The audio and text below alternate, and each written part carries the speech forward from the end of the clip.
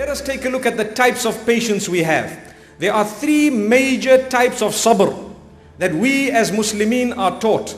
The first is the endurance required in order to fulfill the commands of Allah subhanahu wa ta'ala. The second is the restraint required in order to abstain from the prohibitions of Allah subhanahu wa ta'ala. And the third is the acceptance of the decree of the Almighty when calamity comes in our direction. So these are the three types of patience. A lot of people think that only the third one is known as sabr. That when something happens, they say, bear sabr, my dear brother. Bear sabr, my dear sister. No. The reality is, in order to read salah, you need a lot of sabr. You need to really endure the cold water, possibly the time, or you need to give up your sleep. In order to abstain from backbiting, you need to restrain yourself. That is also known as sabr. So this is known as sabr, that is also known as sabr. And in order to accept the decree of Allah Almighty, that is also known as sabr, when you can be happy with whatever Allah has decreed.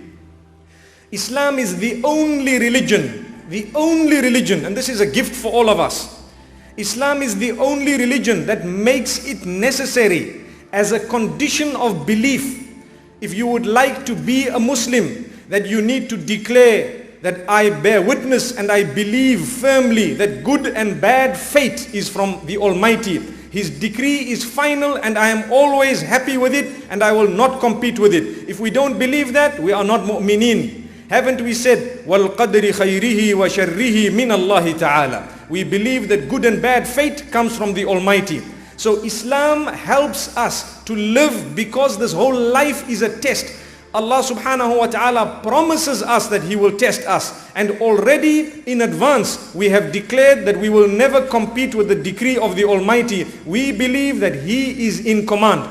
We will play our role and the rest we will leave in the hands of the Almighty. Whatever He then decides to do, we will surrender to it. May Allah subhanahu wa ta'ala never make us from those who question His decree and who question His power and His independence and the fact that He is in supreme control.